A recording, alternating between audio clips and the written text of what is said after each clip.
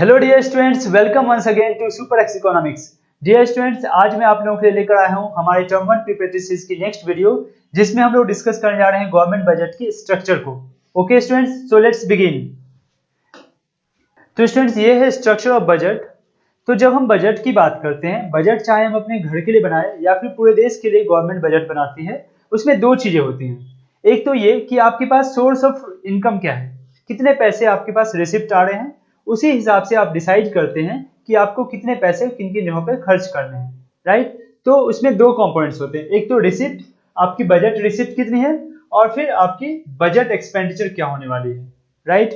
Further अगर हम देखें तो बजट रिसिप्ट दो तरह से क्लासिफाई की जाती है, रेवेन्यू रिसिप्ट और capital receipt. Similarly budget expenditure को हम दो तरह से क्लासिफाई करते हैं, revenue expenditure and capital expenditure, right students. तो आप एक बार इस स्ट्रक्चर की स्क्रीनशॉट लीजिए और फिर हम इसको डिटेल में डिस्कस करते हैं। ओके, तो सबसे पहले students, budget receipt. Budget receipt में जैसा कि हमने देखा कि दो तरह के बजट रिसिप्ट हो सकते हैं, रेवेन्यू रिसिप्ट और कैपिटल रिसिप्ट। रेवेन्यू रिसिप्ट क्या होते हैं? Receipts which neither create any liability nor cause any reduction in the assets of the government. मतलब कि ऐसे रिसिप्ट जिससे ना कि गवर्नमेंट को कोई लायबिलिटी आ रही है, ना ही गवर्नमेंट के ऊपर कोई कर्ज आ रही है, और ना गवर्नमेंट की कोई लॉस ऑफ एसेट हो रहा है, मतलब गवर्नमेंट कोई प्रॉपर्टी भी सेल नहीं कर रही है, राइट। इसको हम इस तरह से लिख सकते हैं। तो अगर हम एल से लायबिलिटी को रिप्रेजेंट करें तो यहाँ पर ना ही गवर्नमेंट की कोई लायबिलिटी में इंक्रीमेंट हो रही है, राइट, और ना ही गवर्नमेंट की कोई एसेट में रिडक्शन हो रही है ना। तो इन दोनों में से कुछ भी नहीं हो रहा है, ना ही लायबिलिटी इंक्रीज हो रही है, ना ही एसेट रिड्यूस हो रही है। इस तरह की जो रिसिप्ट होगी वो रेवेन्यू रिसिप्ट कहलाएगी। Okay students, further revenue receipts को दो पार्ट्स में डिवाइड किया गया है, टैक्स रिसिप्ट और non tax receipt. Tax receipt क्या होते हैं? Tax is a compulsory payment without reference to any direct benefit. तो टैक्स क्या होता है? कोई भी ऑर्गेनाइजेशन या इंडिविजुअल अगर वो टैक्स पेएबल ग्रुप में आते हैं, राइट, तो उनको टैक्स पे करना गवर्नमेंट को कंपलसरी होता है, राइट, वो इससे स्किप नहीं कर सकते हैं। इसलिए टैक्स जो है कंपलसरी पेमेंट है और इसमें कोई डायरेक्ट बेनिफिट नहीं मिलता है। अगर आपने टैक्स पे किया तो आपको डायरेक्टली कोई गवर्नमेंट बेनिफिट नहीं देने जा रही है, राइट। टैक्स की जो इनकम गवर्नमेंट की होती है वो पब्लिक वेलफेयर या पब्लिक के लिए यूज की जाती है। टैक्स रिसिप्ट के कुछ एग्जांपल्स देखने से पहले हम टैक्स को दो तरह से क्लासिफाई कर सकते हैं, उसे देखते हैं। फर्स्ट है डायरेक्ट टैक्स और next one is indirect tax. Direct tax क्या होते हैं? Direct tax imposed on property and income of individual and companies. Direct tax जो होते हैं वो किसी इंडिविजुअल या ऑर्गेनाइजेशन की जो इनकम होती है उस पर लगाई जाती है, right. Their burden can not be shifted to the other. जो डायरेक्ट टैक्स के बर्डन होते हैं वो कोई और किसी और पर शिफ्ट नहीं कर सकता है। तो जैसे मान लीजिए आपके ऊपर टैक्स लगाई गई, तो आपके ऊपर अगर टैक्स लगाई गई तो वो आपको ही पे करना होगा। आप अपनी बर्डन को, टैक्स की बर्डन को किसी और पर शिफ्ट नहीं कर सकते हो, राइट। नेक्स्ट है इनडायरेक्ट टैक्स। इनडायरेक्ट टैक्स क्या होते हैं? Imposed on goods and services, है ना। ये जो टैक्स होता है वो गुड्स एंड सर्विसेज पे इम्पोज की जाती है। अगर कोई गुड्स एंड सर्विसेज आप परचेज करते हो तो उस पर जो टैक्स आपको देना पड़ता है वो कहलाती है indirect tax. Their burden can be shifted to the other. Indirect tax की बर्डन जो है वो शिफ्ट की जा सकती है। कैसे? देखिए, जो इनडायरेक्ट टैक्स है वो प्रोड्यूसर पे लगाई जाती है ना। प्रोड्यूसर क्या करता है? उस टैक्स को कॉस्ट में इंक्लूड कर देता है और वो फिर अल्टीमेटली कंज्यूमर को पे करना होता है, राइट। तो वो टैक्स हम पे करते हैं इसलिए एज ए कंज्यूमर, इसलिए वो इनडायरेक्ट टैक्स कही जाती है, क्योंकि उसकी बर्डन शिफ्ट की जा सकती है। इस तरह से हम टैक्स को दो तरह से क्लासिफाई कर सकते हैं, direct tax and indirect tax, right. अब वापस आते हैं हमारे टैक्स एंड नॉन टैक्स के एग्जांपल्स के ऊपर, क्योंकि एग्जांपल्स काफी इंपॉर्टेंट है। आपके एमसीक्यू बेस्ड क्वेश्चंस में एग्जांपल से डायरेक्ट क्वेश्चंस होंगे। तो टैक्स रिसिप्ट में देखते हैं कई सारे एग्जांपल, जैसे इनकम टैक्स। इनकम टैक्स को हम कैसे क्लासिफाई कर सकते हैं, डायरेक्ट या इनडायरेक्ट? क्योंकि ये जो इनकम होती है, जो इंडिविजुअल की जो इनकम है उसके ऊपर लगाई जाती है और उसे ही खुद ही पे करना होता है, तो इसलिए इनकम टैक्स क्या है? Direct tax.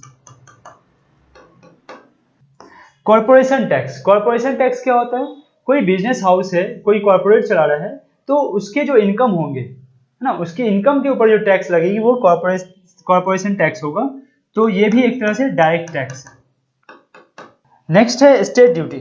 स्टेट ड्यूटी क्या होता है? जैसे मान लीजिए कोई प्रॉपर्टी है और जो प्रॉपर्टी का ओनर है उसकी डेथ हो गई, उसकी डेथ के बाद जो उसका हियर होगा या उसने जो विल में जिसे प्रॉपर्टी ट्रांसफर की होगी, तो वो जो प्रॉपर्टी का ट्रांसफर होगा, उसे जिसे भी प्रॉपर्टी की ट्रांसफर होती है उसके पास वेल्थ आती है ना। तो उस वेल्थ के बदले, जो उसके पास वेल्थ आ रही है, उसके बदले में उसे गवर्नमेंट को एक टैक्स पे करना होता है, जिसे हम लोग स्टेट ड्यूटी कहते हैं, राइट। तो this is also a type of direct tax. Next है गिफ्ट टैक्स। तो गिफ्ट टैक्स क्या होता है, एक सर्टेन अमाउंट से ज्यादा अमाउंट की अगर कोई गिफ्ट आपको दी जाती है तो उस पर एक टैक्स पे करना होता है, जिसे हम लोग गिफ्ट टैक्स कहते हैं, और ये भी डायरेक्ट टैक्स का ही पार्ट है। Custom duty. कस्टम ड्यूटी क्या होता है, अगर हम कोई प्रोडक्ट इंपोर्ट करते हैं, मैन्युफैक्चर किसी और कंट्री में हो रही है और इस हमारे यहाँ उसे सेल करते हैं, तो उस पर जो ड्यूटी लगाई जाती है, उस पर जो टैक्स लगाई जाती है, उसे हम कस्टम ड्यूटी कहते हैं। तो ये जो है एक इनडायरेक्ट टैक्स है, क्योंकि इसकी बर्डन जो है अल्टीमेटली कंज्यूमर को बियर करना होता है। नेक्स्ट है एक्साइज ड्यूटी। एक्साइज ड्यूटी क्या होता है, वो मैन्युफैक्चरर्स के ऊपर लगाई जाती है। मैन्युफैक्चरर्स जो प्रोडक्ट्स बनाते हैं उनके प्रोडक्ट्स के ऊपर ये टैक्स लगाई जाती है, और ये भी एक इनडायरेक्ट टैक्स है, और इसे फर्दर जो है जीएसटी में इंक्लूड कर दिया गया है, राइट। तो ये भी एक इनडायरेक्ट टैक्स है। और नेक्स्ट है जीएसटी। जीएसटी क्या है, गुड्स एंड सर्विस टैक्स। बहुत सारे इनडायरेक्ट टैक्सेस को एक साथ क्लब करके जीएसटी बनाई गई है, one nation one tax, GST. तो ये भी क्या है, एक इनडायरेक्ट टैक्स है। तो आपको ये ध्यान में रखने हैं कौन से डायरेक्ट टैक्स और कौन से इनडायरेक्ट टैक्स है, राइट। अब हम देखते हैं नॉन टैक्स रिसिप्ट्स। गवर्नमेंट की जो नॉन टैक्स रिसिप्ट्स है उसको समझते हैं। नॉन टैक्स रिसिप्ट में क्या क्या होते हैं। फर्स्ट है फीस।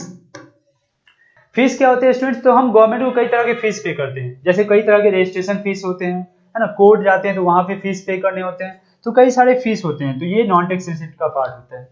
Next street. स्ट्रीट क्या होता है स्टूडेंट्स, तो स्ट्रीट होता है, अगर मान लीजिए कोई प्रॉपर्टी ऑनर है और उसकी डेथ हो गई, उसने अपने हियर को अनाउंस नहीं किया, अपने विल अनाउंस नहीं करी उसने, राइट, तो वो प्रॉपर्टी गवर्नमेंट के कंट्रोल में आ जाएगी, और गवर्नमेंट की जो उससे इनकम होगी वो स्ट्रीट कहलाएगी, राइट। नेक्स्ट है इनकम फ्रॉम पब्लिक एंटरप्राइज। आपको पता है कि गवर्नमेंट के कई सारे खुद के एंटरप्राइजेस होते हैं, पब्लिक सेक्टर अंडरटेकिंग्स होते हैं, तो वहां से जो गवर्नमेंट की इनकम होती है वो जो है नॉन टैक्स रिसिप्ट का ही पार्ट होता है। नेक्स्ट है ग्रांट एंड डोनेशन। तो जो भी गवर्नमेंट के पास डोनेशन आते हैं या ग्रांट्स आते हैं, जैसे पता है आपको कि अभी कोविड का टाइम है, गवर्नमेंट के पास फॉरेन से भी और अपने देश से भी कई सारे डोनेशन आए हैं, तो ये जो डोनेशन होते हैं या ग्रांट्स होते हैं, ये सारे क्या होते हैं, नॉन टैक्स रिसिप्ट का ही पार्ट होता है, राइट। नेक्स्ट है फाइन्स। तो जब भी हम कोई लॉ ब्रेक करते हैं, है ना, जब भी कोई लॉ ब्रेक करते हैं तो हमें एक फाइन पे करनी होती है गवर्नमेंट को, तो ये भी नॉन टैक्स रिसिप्ट का ही पार्ट होता है। फोरफीचर्स। जब हम कोर्ट जाते हैं और कोर्ट में जो है कोई हमने कोर्ट के ऑर्डर्स को फॉलो नहीं किया, तो कोर्ट हमें एक फाइन पे करती है, जिसे हम लोग फोरफीचर्स कहते हैं, राइट। नेक्स्ट है स्पेशल असेसमेंट। तो स्पेशल असेसमेंट क्या होता है, अगर स्टूडेंट्स मान लीजिए आपके घर के आसपास या आपकी प्रॉपर्टी के आसपास गवर्नमेंट ने कोई डेवलपमेंट वर्क किया, मान लीजिए आपके घर के पास से कोई नेशनल हाईवे पास कर रही है, या फिर आपके घर के आसपास गवर्नमेंट ने मेट्रो स्टेशन बना दी, तो आपके एरिया की क्या होगी, आपके आसपास की आपकी प्रॉपर्टी की वैल्यू काफी बढ़ जाएगी।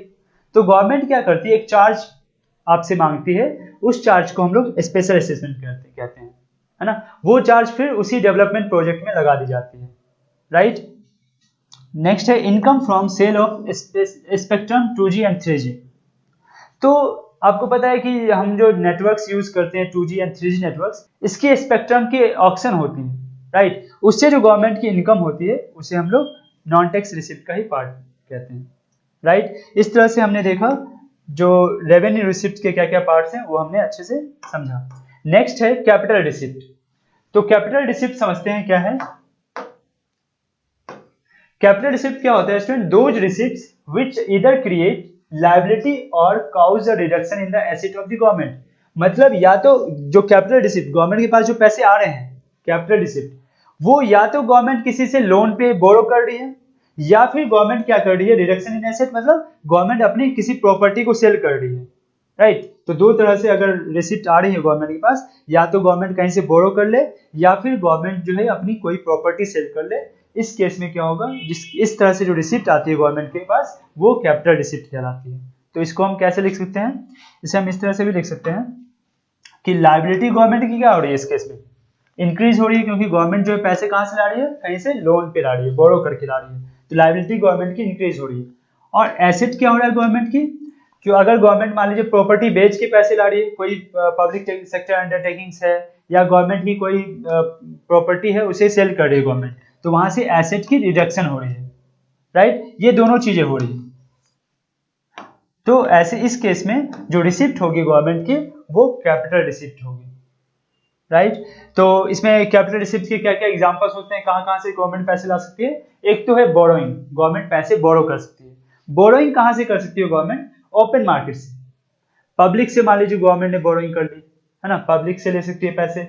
दूसरा है reserve bank of India, government reserve bank of India से पैसे बोरो कर सकती है, राइट। थर्ड है फॉरेन गवर्नमेंट्स, गवर्नमेंट को अगर रिक्वायरमेंट होगी तो गवर्नमेंट क्या कर सकती है, किसी फॉरेन गवर्नमेंट से भी पैसे उधार ले सकती है, जैसे यूएसए से ले लिया, यूके से ले लिया। तो डिफरेंट डिफरेंट गवर्नमेंट्स के आपस के रिलेशनशिप होते हैं, उससे आप क्या कर सकते हैं कि गवर्नमेंट टू गवर्नमेंट भी लोन लिए जा सकते हैं, राइट। नेक्स्ट है इंटरनेशनल इंस्टीट्यूशंस, कई सारे ऐसे इंस्टीट्यूशंस हैं जैसे वर्ल्ड बैंक हो गया, है ना, world bank, IMF, international monetary fund, ऐसे कई सारे ऑर्गेनाइजेशन हैं जहां से जो है कोई गवर्नमेंट कोई कंट्री जो है लोन ले सकती है, पैसे बोरो कर सकती है, राइट। ये सब एग्जांपल्स हैं बोरोइंग्स के। नेक्स्ट जो सोर्स है कैपिटल रिसिप्ट का वो है रिकवरी ऑफ लोन्स। गवर्नमेंट ने अगर किसी को लोन दे रखा है, मान लीजिए गवर्नमेंट ने डिफरेंट स्टेट्स को या डिफरेंट किसी कंट्री को लोन दे रखा है, तो गवर्नमेंट को वहां से इंटरेस्ट की इनकम आती है, एक तरह से वो एसेट की तरह है गवर्नमेंट के लिए। लेकिन जब वो गवर्नमेंट उसको रिकवर कर लेती है, लोन्स को रिकवर कर लेती है, तो गवर्नमेंट को क्या होती है, वहां से जो सोर्स ऑफ इनकम था, जो इंटरेस्ट की इनकम आ रही थी, वो इनकम आना बंद हो जाता है। इसलिए ये क्या है, एक तरह से एसेट रिडक्शन हो रही है, यहाँ पे गवर्नमेंट की एसेट रिड्यूस हो रही है यहाँ पे, इसलिए ये जो है कैपिटल रिसिप्ट का ही पार्ट है। तो रिकवरी ऑफ लोन से जो गवर्नमेंट के पास रिसिप्ट आएंगे वो एक तरह से एसेट गवर्नमेंट की रिड्यूस करेंगे और कैपिटल रिसिप्ट का ही पार्ट होंगे। नेक्स्ट है अदर रिसिप्ट्स। अदर रिसिप्ट्स में क्या होते हैं students, disinvestment and small savings.